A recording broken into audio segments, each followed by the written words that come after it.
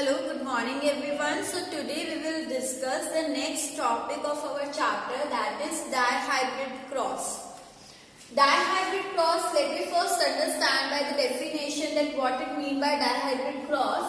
So बच्चा अगर हम बात करें यहाँ पर definition की, so dihybrid cross जैसे हमने monohybrid cross में क्या study किया था, inheritance pattern of single character.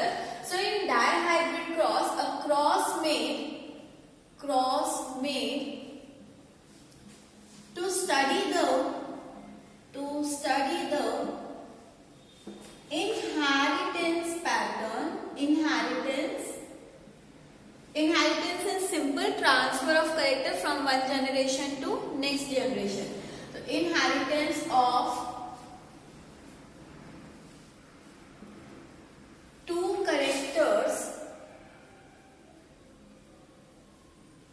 characters together.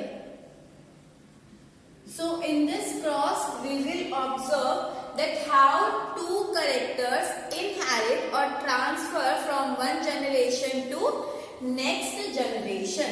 Okay, so यहाँ पर क्योंकि आपको क्रॉस करना है, so you have to apply the same method. सबसे पहले हम यहाँ पर क्या लेंगे, we'll consider parents here and in Mendel's experiment parents हमेशा select किया जाता था pure form में, means we will select the parent of homozygous nature when the two allele of a gene is similar. तो हमें यहाँ parents pure लेने हैं, यानी कि same allelic form हो और उस पेरेंट्स में दो करेक्टर होने चाहिए. सो यहाँ पर मैं पेरेंट लूंगी जिसमें मैं फिनोटाइप, यानी कि मैं किस करेक्टर को, phenotype is the external character. So what character I observe in this experiment is the shape of seed that is round. यहाँ पर मेंडल ने जो करेक्टर स्टडी किए थे वहां पर सीड या तो राउंड होते थे या फिर कैसे होते थे, wrinkle. This is the one character, that is the shape of seed, and the second is color of seed, and yellow is the dominating color of seed. तो yellow और दूसरे यहाँ पर P के जो seed होते they are green in color. Okay, so the phenotype यानी कि external character में मुझे एक plant मिला जहाँ पर round और yellow seed थे और दूसरा plant मैंने लिया wrinkled with green seed. And now I have to mention the genotype, means the genes responsible for these character.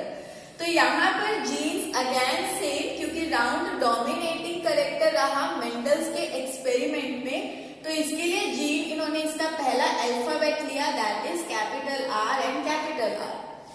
And here yellow का first alphabet यानी कि capital Y and capital Y. So this is the first parent and second parent में wrinkled के लिए हमने इस capital R का ही small alphabet use किया, small r. And for colour, if this is a dominating colour तो हम dominating character को Y कैपिटल से रिप्रेजेंट करते हैं, जबकि उसके रिसेसिव कैरेक्टर को हम सिंपल स्मॉल अल्फाबेट से रिप्रेजेंट करते हैं. ठीक है, तो ये दोनों ही करेक्टर रिसेसिव है, मीन्स जर्नली जो प्लांट्स में करेक्टर दिखते थे वो प्रोमिनेंटली ये ऑब्जर्व होते थे, ये कम प्लांट दिखते थे, इसलिए रिसेसिव कह रहा है. Okay, so this is the genotype of parent. Now from parent the next step I have to make gamete. So यहाँ पर गैमेट्स आपके बने कैसे, देखो अब यहाँ पर गैमेट अगर आपको बनाना है तो यहाँ पर इस पेरेंट से दो गैमेट बने और गैमेट के अंदर दोनों करेक्टर के लिए जीन होने चाहिए. सेल डिवीजन में जब गैमेट बनते हैं तो हर करेक्टर जाता है गैमेट में. सो यहाँ पर पहले करेक्टर से मैंने एक आर एक गैमेट में रखा, दूसरा आर दूसरे गैमेट में. Likewise the second character for this one Y in one gamete and second Y in second gamete. In the same manner, here also I have formed the gamete. So these are the gametes formed by the parent. Now after gametes बनने के बाद यहाँ पर and because this is the first time the fertilization occurs, so यहाँ पर हम इस generation को F1 generation भी कह सकते हैं. F1 I have told you this term is used for filial generation and filial का मतलब first generation होता है. Okay. Now you have to perform a cross or we can say fertilization. For that I am drawing here the Punnett square. So this is the Punnett square which Mendel used in his experiment, and in this Punnett square on the one side I place one of the gamete of plant. तो यहाँ पर आप एक parent को रख सकते हैं उसके gamete, and on the other side you have to place the gamete of second parent. ठीक है, तो यहाँ पर मैंने सेकेंड पेरेंट के गैमेट्स को क्या कर दिया है, प्लेस कर दिया है. Now next is you have to simply fuse this gamete. तो जब फ्यूजन होगा गैमेट्स का, तो एक कैरेक्टर को आपको एक साथ रखना है, यानी कि आर को आपको इस आर के साथ में रखना है. So capital R fuse with this small R and capital Y fuse with this small Y. Likewise in the lower box यहाँ पर और इस पेरेंट का गैमेट, तो capital R fuse with small R and capital Y with small Y. So after the fusion what we observe, उन्होंने observe किया कि first generation के जितने भी प्लांट्स थे, these all plants are round and yellow. And as the round and yellow character appears first, तो इन्होंने कहा कि यही करेक्टर आपका क्या है, क्योंकि ये पहले अपीयर हो रहा है. So this is your dominating character, and all the offspring in the first generation have same genotype, that is capital R with small r and capital Y with small y. So first generation में हमें observe हुआ सारे ही plant आपके क्या है, all round and yellow, और सभी का जीनोटाइप क्या है, capital R with small are.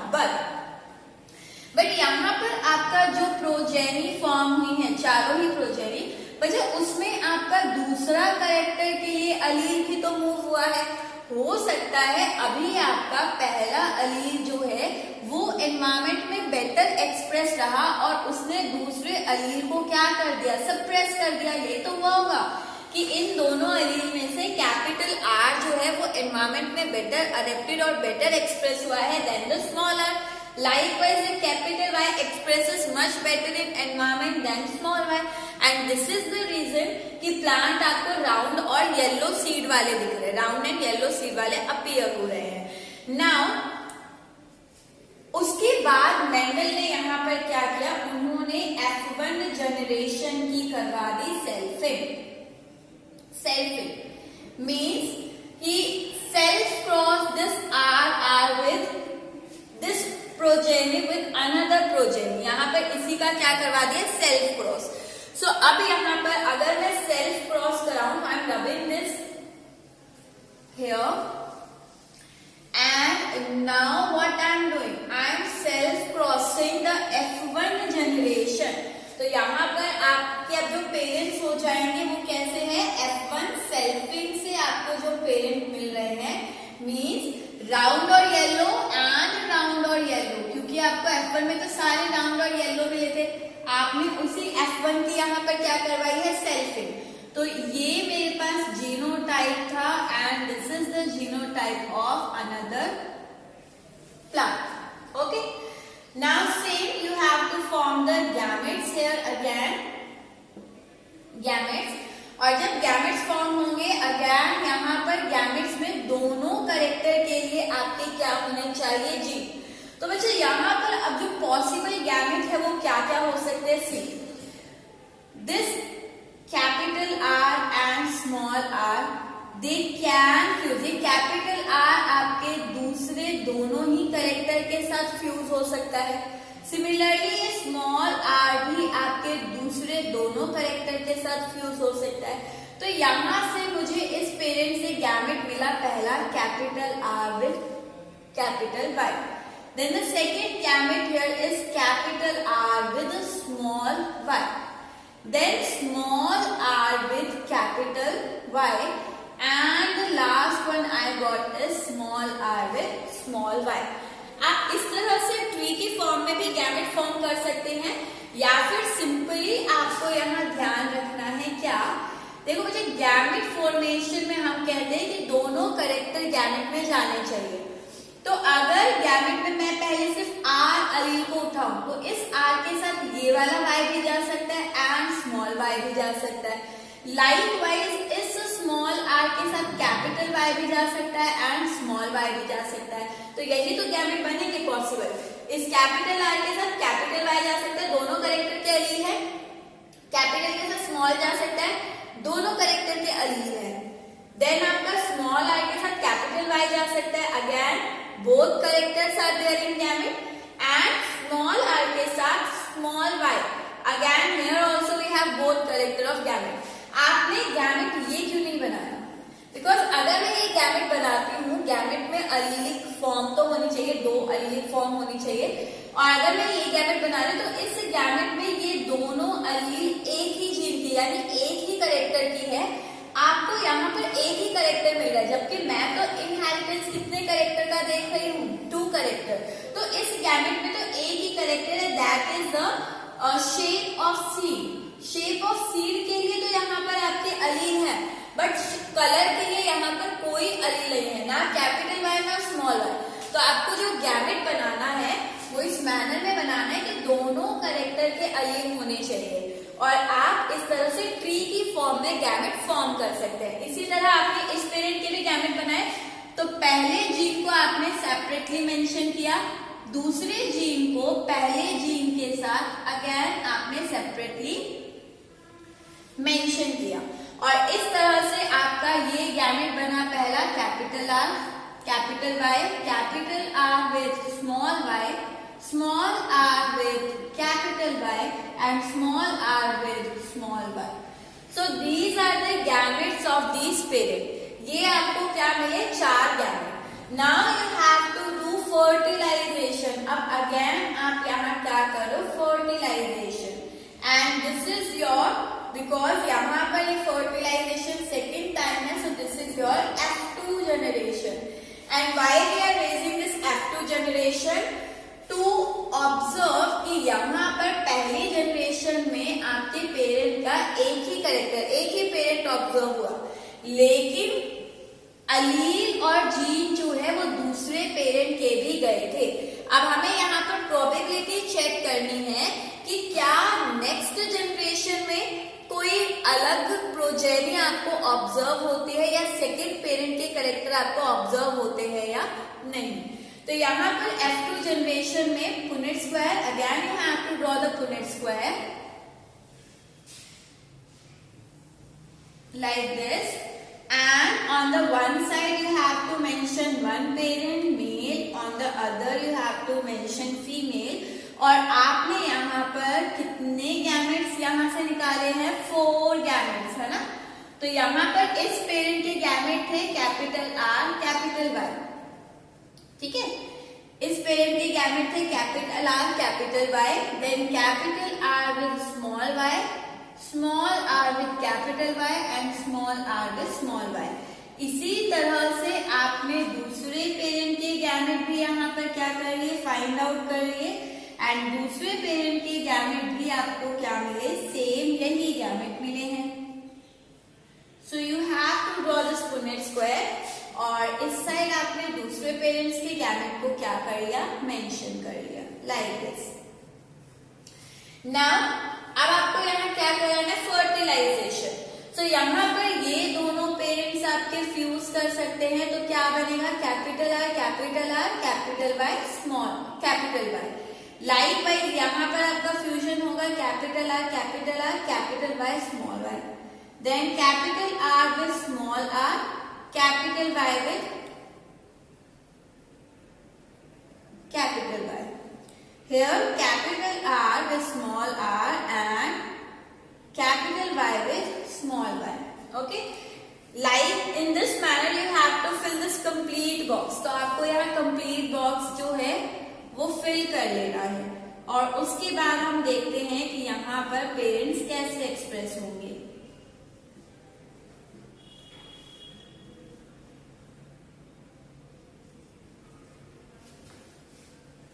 Capital R small R, Y Y capital R small R. अच्छा, ये लिखते हुए बच्चों आपको हमेशा ध्यान देना है कि अगर एक भी कैपिटल कैरेक्टर है तो पहले आप कैपिटल लिखेंगे और फिर आप यहाँ पर स्मॉल अल्फाबेट लिखेंगे, ठीक है, like this.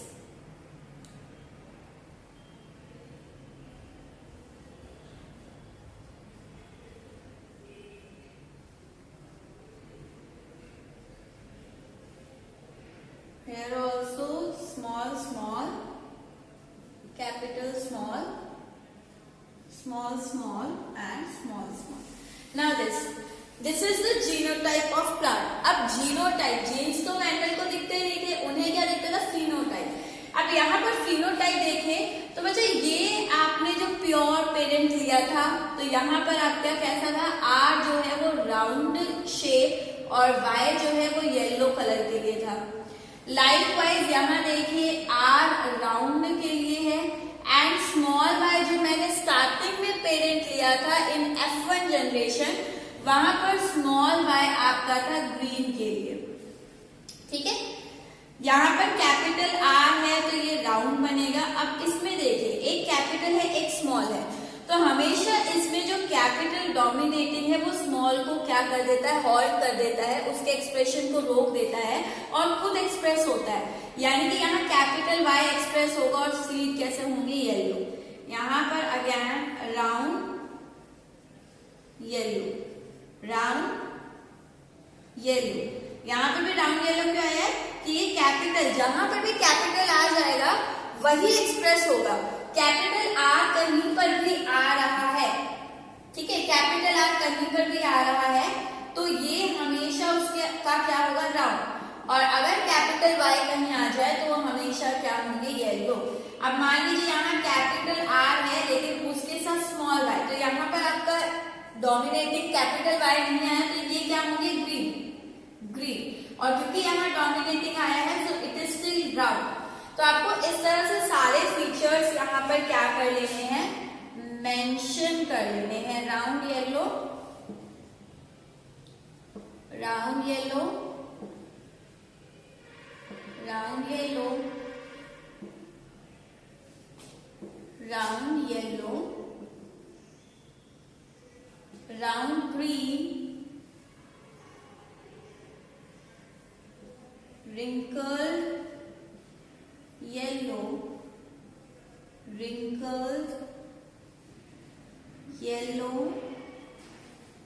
wrinkled yellow and wrinkled green. This is round and green. Okay, so this is your complete Punnett square. अब इस पुनेट स्क्वायर में अगर हम यहाँ पर देखें फिनोटाइप रेशो, फिनोटाइप यानी कि आपको प्लांट दिख कैसे रहे हैं, ठीक है, एक्सटर्नली कैसे दिख रहे हैं। तो बच्चों फिनोटाइप रेशो में पहला देखिए राउंड एंड येलो, एक मुझे यहाँ पर दिख रहा है राउंड येलो, राउंड येलो। दूसरा मुझे यहाँ पर दिख रहे हैं कैसे, मुझे यहाँ दिख रहे हैं राउंड ग्रीन, तो सेकंड मुझे दिख रहे हैं राउंड ग्रीन। थर्ड मुझे यहाँ पर दिख रहे हैं wrinkled yellow, wrinkled yellow. And last one जो मुझे ऑब्जर्व हुए दैट इज रिंकल्ड ग्रीन। इन चार तरह के प्लांट्स के अलावा मुझे और कोई नहीं दिखा।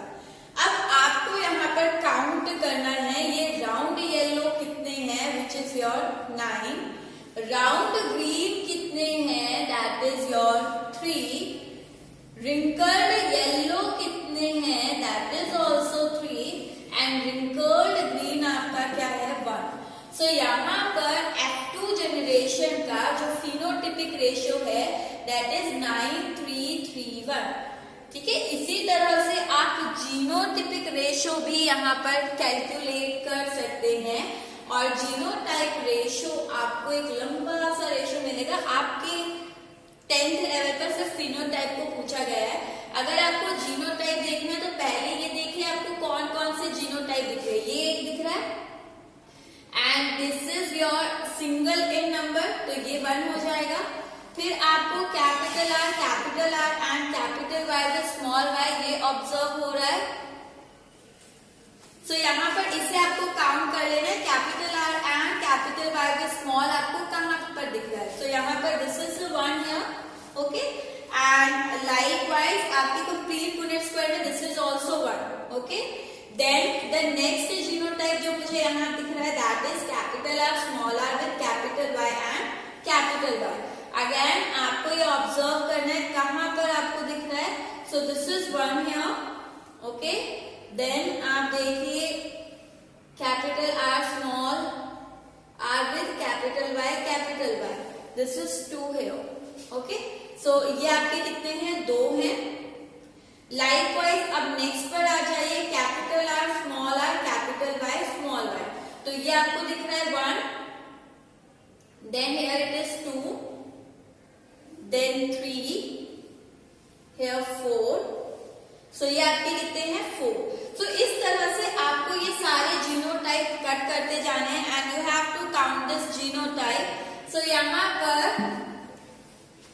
now what the Mendel concluded through this cross, so यहाँ पर मेंडल ने कंक्लूड क्या किया। पहली चीज तो यहाँ पर एक ऑब्जर्वेशन कि उन्होंने देखा कि फर्स्ट जनरेशन में सारे प्लांट सेम हैं और किसी एक पेरेंट का ही करेक्टर यहाँ पर ऑब्जर्व होगा। जैसे हमने बात की फर्स्ट जनरेशन में सारे राउंड और येलो थे, बट दूसरे पेरेंट के करेक्टर भी आपके वहां पर ट्रांसफर हुए थे। F1 जनरेशन जो हमें मिली थी वो ये मिली थी ना बच्चा। सो यहाँ पर ये एक्सप्रेस हुई थी कैसे, राउंड एंड येलो, क्योंकि मैंने आपसे कहा जब भी कैपिटल आपका डोमिनेटिंग एक्सप्रेस होगा वो दूसरे के एक्सप्रेशन को क्या कर देगा, हॉल्ट। तो यहाँ पर आपको हमेशा राउंड और येलो मिले, बट यहाँ पर सेकेंड पेरेंट के करेक्टर इनहेरिट तो हुए हैं, ट्रांसफर तो हुए हैं F1 जनरेशन में, और इनकी प्रोबेबिलिटी है कि ये आगे एक्सप्रेस हो सकते हैं। तो सी यहाँ पर देखो, जैसे कि यहाँ पर ये जनरेशन आपको जो मिली रिंकल्ड एंड ग्रीन। अब जो आपका पेरेंट फर्स्ट जनरेशन में 2 पेरेंट हमने लिए थे राउंड एंड येलो, और इसके साथ हमने लिया था रिंकल्ड एंड ग्रीन। तो यहाँ फर्स्ट जनरेशन में आपका सारे जो हैं वो एक ही पेरेंट का करेक्टर शो कर रहे थे, but in this F2 generation यहाँ पर दूसरे पेरेंट के एक्सप्रेस होने की प्रोबेबिलिटी भी प्रेजेंट है कि यहाँ पर एक प्रोजेनी है आउट ऑफ दी 16, इन 16 में एक प्रोबेबिलिटी है कि एक आपका सेकेंड पेरेंट का करेक्टर यहाँ पर शो कर सकता है। सो यहाँ पर मेंडल के इस क्रॉस से भी हमने यहाँ पर वेरीफाई किया कि आपके इनहेरिट दोनों करेक्टर होते हैं, बट यहाँ पर एक्सप्रेस जो है कौन सा करेक्टर होगा वो डिपेंड करता है कि एनवायरमेंट कंडीशन किस तरह की है। And from this cross what Mendel concluded, so now talking about the conclusion और रिजल्ट ऑफ दिस क्रॉस। सो इस क्रॉस का कंक्लूजन क्या था बच्चा, Mendel concluded through this cross about the law of independent assortment. It is written as a law in your books, but this one is also a principle, क्योंकि इसकी भी exceptions मिली, ठीक है। लेकिन जब तक मेंडल ने दिया उन्होंने इसे लॉ ऑफ इंडिपेंडेंट असॉर्टमेंट के नाम से यहाँ कंक्लूड किया। And what this law state, this law state that during gamete formation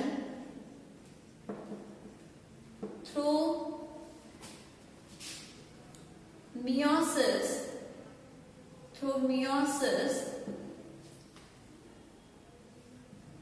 the two genes inherit independently in each gamete. इनका यहाँ मानना था कि जब हम गैमेट फॉर्मेशन करते हैं, like this is my first parent, जब यहाँ पर गैमेट फॉर्म होंगे तो यहाँ पर ये दो इंटरैक्टिंग जीन जो है गैमेट में इंडिपेंडेंटली मूव होते हैं। यानी कि आपका कैपिटल आर, ऐसा नहीं कि वो कैपिटल आर के साथ ही जाएगा, ये इंडिपेंडेंट है, ये इस y के साथ भी जा सकता है, इस y के साथ भी जा सकता है। Likewise this second allylic form, ये वाली इस एलिलिक फॉर्म के साथ भी जा सकती है और सेकंड के साथ भी जा सकते हैं। तो गैमेट फॉर्मेशन जब हो रहा है through meiosis, the two genes encoding for the character or the two genes move inherit independently in each gamete। हर गैमेट में वो क्या होंगे, इंडिपेंडेंटली मूव करेंगे। ठीक है, two genes interacting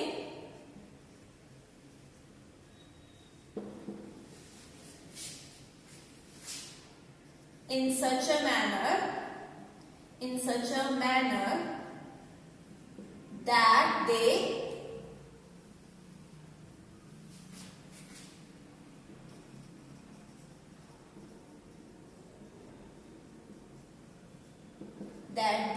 inherit or move independently in each gamete.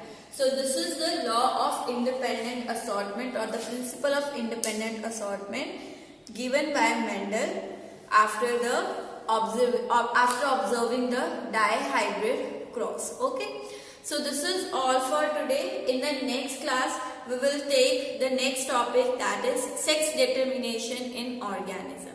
Thank you.